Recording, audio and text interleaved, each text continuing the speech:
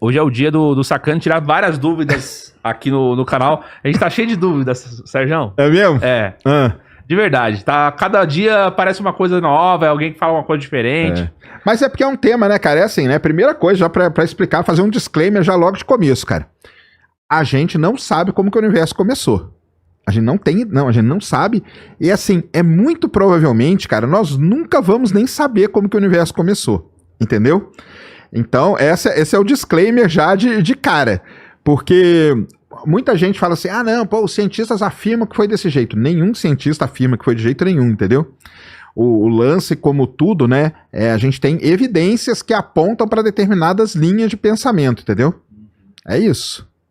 Então, assim, não tem...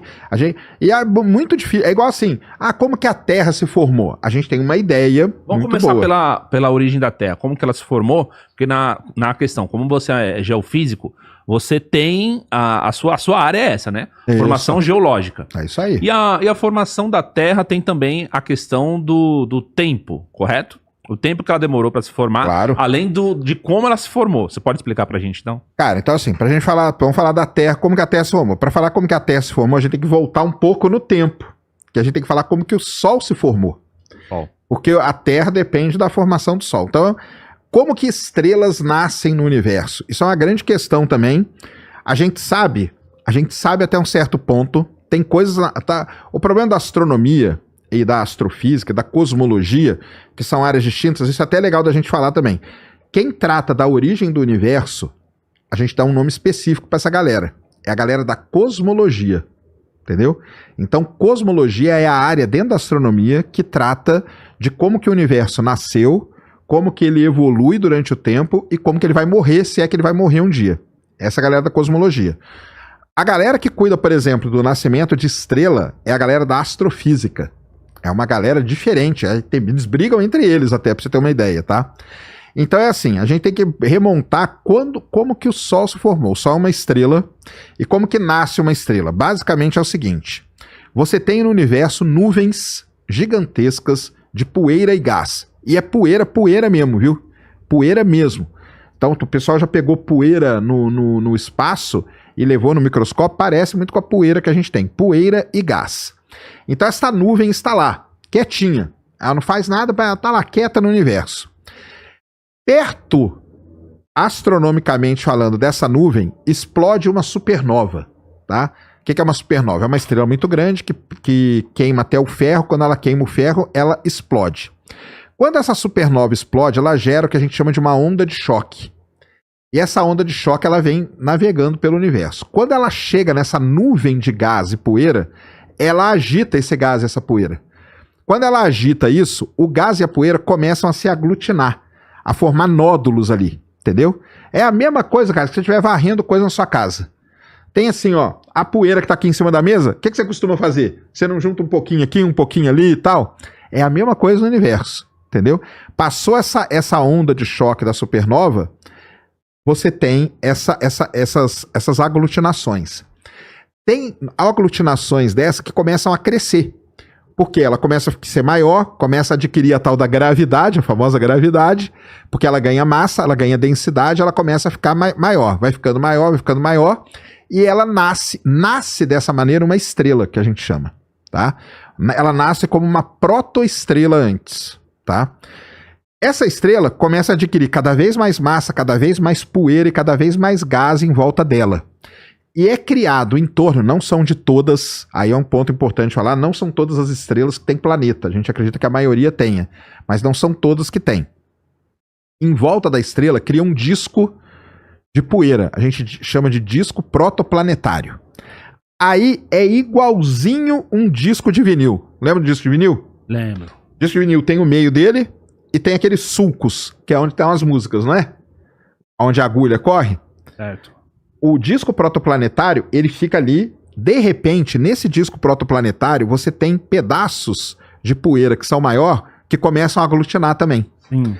E aí eles começam a aglutinar e começam a limpar esse disco. E vai criando sulcos igualzinho os sulcos do disco de vinil. Igualzinho, mesma coisa, exatamente igual. Isso aí é legal pra caramba. A gente põe umas imagens aqui, porque durante muitos anos a gente só tinha desenho disso. Hoje a gente tem imagem. Isso é que é sensacional. E aí começa. Quando começa a juntar muito gás e muita poeira, cria-se um objeto que a gente chama de planetesimal. Planetesimal é a origem de um planeta. É um objeto que é com muita poeira, com muito gás, ele se juntou ali, condensou aquilo ali. E aí ele começa a crescer, ele começa a limpar o disco dele cada vez mais e começa a crescer, crescer, crescer, e aí ele vira planetas. Aí o que acontece? A estrela está lá crescendo também, se desenvolvendo, ficando quente. À medida que a estrela vai ficando quente, o que acontece com o gás que está perto dela? Vai sendo evaporado, vai sendo jogado para longe dela. Por isso que perto da estrela a gente só tem planeta rochoso. Mercúrio, Vênus, Terra e Marte são planetas que estão perto do Sol. Eles são rochosos. Por quê? O gás foi mandado para fora do sistema solar. Só que o gás chegou num determinado ponto que ele encontrou uma grande estrutura. Por exemplo, Júpiter. Júpiter é um gigante gasoso. Por que ele é um gigante gasoso? Porque ele tinha muita massa e quando esse gás estava sendo expulso da parte interna do sistema solar, ficou ali aglomerado em Júpiter. Então, basicamente é assim que nasceram os planetas do sistema solar, entendeu? Dessa maneira. E a Terra nasceu desse jeito. Isso aí aconteceu quando? Há aproximadamente 4,56 bilhões de anos atrás. 4,56. Essa é a idade. A gente fala, qual que é a idade da Terra? A idade da Terra é 4,56 bilhões de anos. Como que a gente sabe disso? Existem determinados minerais na Terra, e o principal dele é chamado zircão, que tem muito na Austrália. E o zircão, ele guarda muitas dessas propriedades. Primeiro, como que a gente sabe desse lance da supernova? Porque a gente encontra em rochas da Terra um elemento químico chamado ferro 60, que é um isótopo do ferro. Aí você vai falar assim, ué, mas que daí? Esse elemento não existe na Terra, naturalmente. Ele só existe em estrelas. Então, se a gente tem esse elemento aqui na Terra, e ele só existe em estrelas grandes, como que ele veio parar aqui? Por causa da explosão de uma supernova. Entendeu? Não tem outro jeito desse elemento estar aqui na Terra. Ele não está em asteroide, ele não está no Sol, o Sol não produz esse elemento. Como que a gente encontra esse elemento aqui? Aí veio essa ideia da explosão da supernova e tudo mais. Então a origem da Terra é essa, 4,56 bilhões de anos atrás. Você viu o debate, né? Havia alguma... Não vi TV. Deu pra ver alguma coisa. A ideia do debate é que, acima de tudo, não dá pra cientificamente justificar a ideia do universo ter 4,6 bilhões de anos, porque como o Eberlin falou junto com o João Paulo, o James Webb registrou peraí. As galáxias. Não estou falando do universo, não. 4,56 bilhões é a idade da Terra. Ah, só da Terra? Só da Terra. Ah, tá. A Terra, nós estamos falando da Terra. Então nós piorou, da Terra. Porque não era 6 mil? Não, então, a visão criacionista é dos 6 mil anos, entendeu? Tem lá, acho que o engenheiro Léo explicou tudo direitinho, por da onde que vem 6 mil anos e tal, não sei o que e tal. O problema, cara, é que a gente tem evidências geológicas, entendeu? Que mostram que a Terra não pode ter 6 mil anos, entendeu? Primeiro, a primeira evidência, assim, clara disso aí, as placas tectônicas. Como que a Terra, que era tudo grudado, como que a gente sabe que era grudado? Porque eu tenho rocha aqui no Rio de Janeiro, que é igualzinho a rocha que tá lá na África. Então, esses dois estavam colados. Pangeia, né? Pangeia. Como que do Pangeia para a situação de hoje passaram 6 mil anos só? Não tem como. Só teria como isso acontecer se a velocidade de separação fosse altíssima. E se essa velocidade fosse alta dessa maneira, hoje a gente já estaria... Não, a gente teria marcas. Geologicamente, a gente teria marcas disso. Entendeu? Se você vai aqui... Porque o problema da galera, assim, do criacionista, é que ele nunca fez uma viagem de campo de geologia na vida dele. Então, por exemplo, vou dar um exemplo pra galera. Se você vai aqui na cidade de Itu, aqui no interior de São Paulo, tem o Parque da Rocha Poconé, que a gente chama. No centro da cidade, um dia vai lá em Itu, é legal pra caramba, chama-se Rocha Poconé. O que essa rocha é? Ela é uma rocha, porque aqui antigamente era geleira. E essa rocha, ela tem olha que coisa legal que é a geologia, cara. Essa rocha, ela tem a marca do gelo que escorregou em cima dela. Tá lá a marca do gelo na rocha. entendeu? E a gente consegue ir lá e medir quando que isso aconteceu. Se por acaso as placas tectônicas tivessem se afastado a essa velocidade gigantesca, porque em 6 mil anos a gente teria que sair do Pangeia e chegar no que a gente tem hoje, existiriam marcas geológicas disso. Existiriam, entendeu? Nas placas, em vários lugares, teriam marcas dessa grande velocidade. E a gente não encontra isso. A gente não encontra isso, entendeu? Então, você vai para qualquer lugar, você vai para a separação, e hoje a Terra continua. A Terra continua se afastando, continua abrindo. O Oceano Atlântico está abrindo. Existe uma coisa ali chamada dorsal mesoatlântica, onde o oceano está se abrindo. Então, isso é uma evidência. Outra evidência que não pode ter 6 mil anos. Se eu vou na dorsal mesoatlântica é uma cordilheira de montanha que tem entre o Brasil e a África. Eu já fui lá, eu já fiz pesquisa lá. Essa que é a parada, porque os caras eles não vão no campo, entendeu? Você vai lá e você tira uma rocha, você tira um testemunho que a gente chama. Isso é uma das coisas mais sensacionais que tem na geologia, cara. Quando você pega a rocha, você vê que a rocha ela é toda listradinha. Ela parece a camisa do Corinthians. Ela é pretinha, mais esbranquiçada. Pretinha, mais esbranquiçada. Essas listrinhas aí, elas representam a direção do campo magnético. Como que a gente sabe disso? Quando lá a dorsal é uma cordilheira, cheia de vulcão nela. Quando a rocha vem do manto e ela sobe por esse vulcão, ela resfria. Quando uma rocha resfria, ela adquire o campo magnético do momento em que ela resfriou. Então, eu não preciso fazer teste de carbono, de nada dessas coisas que eles falam. É simplesmente medir um negócio chamado paleomagnetismo. Então, se eu meço o paleomagnetismo da rocha, como que eu meço isso? Eu vou no microscópio, eu vejo o alinhamento dos cristais minerais da rocha. Quando eu vejo isso, eu descubro para onde estava o campo magnético. Sabendo onde estava o campo magnético, eu sei a idade. Então, eu não preciso, cara, ir em vulcão, eu não preciso fazer nada disso. É só ir na dorsal mesoatlântica, pegar um testemunho de rocha, levar ele no laboratório e estudar o paleomagnetismo. Estudou o paleomagnetismo, não tem como a Terra ter 6 mil anos. Porque a primeira camada ali já é uns 30 mil anos. Entendeu? E assim vai, 80, 200, 300, e aí você mede a idade da Terra, a gente tira por aí. Consegue ter a ideia, uma precisão. Precisão. Paleomagnetismo é um método mais preciso, porque os métodos de datação, todos eles têm algum problema e têm incertezas, tá? Por isso que quando a gente vai datar uma rocha, a gente não usa um método só, a gente usa vários. Mas o paleomagnetismo não. O paleomagnetismo é o melhor de todos eles. Mas a galera do criacionismo, eles não conhecem o método de paleomagnetismo, eles nem sabem que isso existe. Porque como eu falei, cara, eles não vão no campo. Eles não pegam uma rocha para estudar. Entendeu? Então quando você pega a rocha para estudar, você tem tudo isso nela.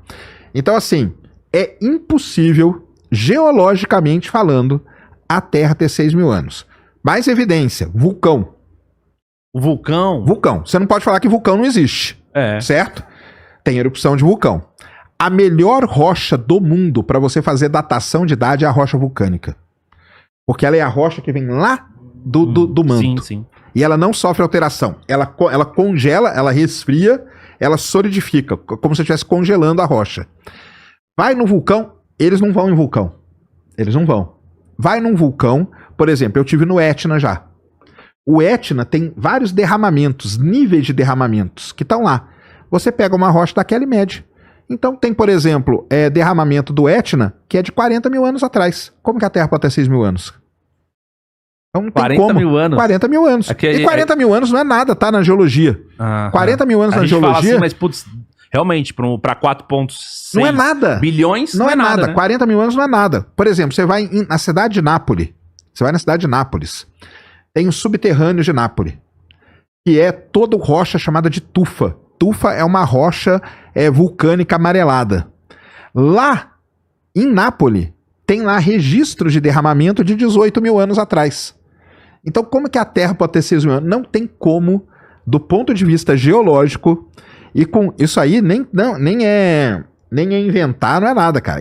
E outra, as rochas estão lá. Qualquer um pode pegar a rocha e medir, tá? Qualquer um pode pegar a rocha e medir a idade dela.